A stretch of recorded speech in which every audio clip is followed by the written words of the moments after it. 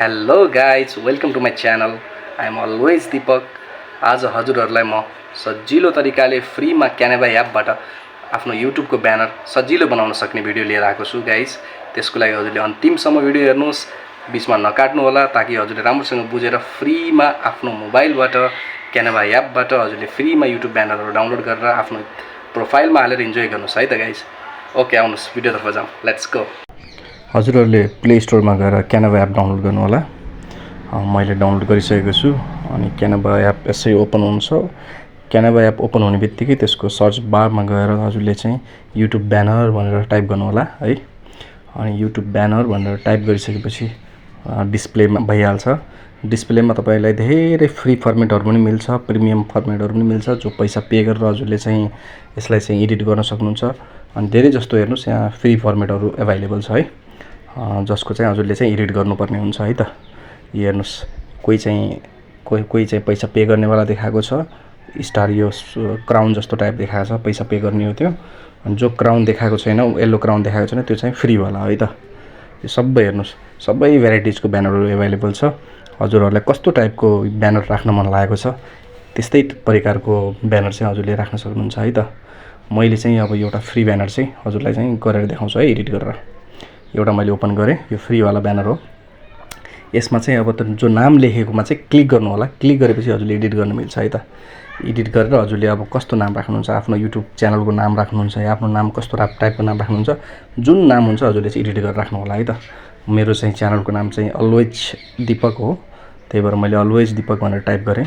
अब यो टाइप गरेको चाहिँ अलवेज दीपकलाई चाहिँ त्यसको फन्ट साइज चाहिँ हजुरले चेन्ज गर्न सक्नुहुन्छ हैन। फन्ट साइजको अप्सनमा गएर हजुरले चेन्ज गर्नु होला, कस्तो टाइपको फन्ट साइज चाहिन्छ।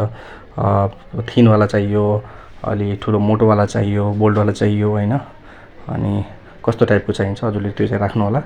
मैले चाहिँ एउटा थिनवाला नै, लङमा थिनवाला राखिदिएको छु है, त्यही नै मलाई ठिक लाग्यो अहिले। त्यसपछि यो हजुरले चेन्ज गरेपछि यो फन्टको चाहिँ अलवेज दीपक लेखेको फन्टको साइज पनि हजुरले सानो ठुलो बनाउन सक्नुहुन्छ है। फन्ट साइजमा गएर सानो ठुलो बनाउनु होला। कतिको ठुलो र कतिको सानो चाहिन्छ, प्रायः हजुरले धेरै ठुलो नराख्नु होला, ठिक्कको राख्नु होला, ताकि मोबाइलको डिस्प्लेमा पनि राम्रो तरिकाले देखियोस्। ठुलो राखेपछि राम्रोसँग देखिँदैन अनि आउँदैन त्यसमा है त। त्यसपछि हजुरले चाहिँ कलर चेन्ज गर्नु होला।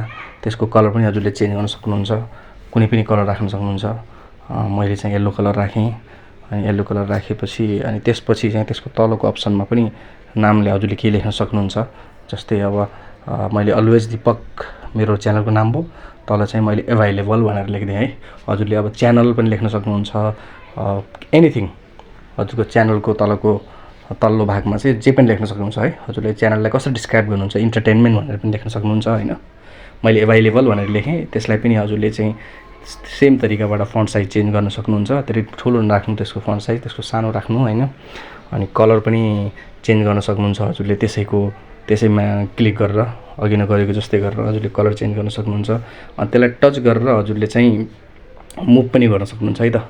अब कलर चेन्ज गर्नुभयो, फन्ट साइज चेन्ज गर्नुभयो, त्यसलाई टच गरेर टक्क मिडिलमा राख्नु होला, ताकि अहिले राम्रो डिस्प्ले हुन्छ हैन। अनि त्यसरी चेन्ज गरेर हजुरले मिडिलमा राख्नुहोस्। त्यसपछि अर्को अप्सन आयो हजुरलाई चाहिँ अब यो फोटो कसरी चेन्ज गर्ने। फोटोलाई क्लिक गर्नुहोस्। फोटोलाई क्लिक गरेपछि रिप्लेस भन्ने अप्सन आउँछ। रिप्लेसमा गएपछि हजुरको ग्यालेरी खुल्छ। ग्यालेरी खुलेपछि हजुरले चाहिँ ग्यालेरीबाट एउटा चाहिँ फोटो कुन चाहिँ राख्नुहुन्छ त्यो चुज गरेर चाहिँ टक्क चाहिँ अपलोड गर्नुहोस् होला। अनि अपलोड गरेपछि त्यो फोटो आइहाल्यो। केही गर्नुपर्ने, हजुरले बस फोटो ग्यालेरीमा चुज गर्यो, फोटो यसमा डिस्प्लेमा आइहाल्यो। त्यसपछि फोटो भयो, च्यानलको नाम भयो, च्यानलको तलको स्मल डिस्क्रिप्सन भयो।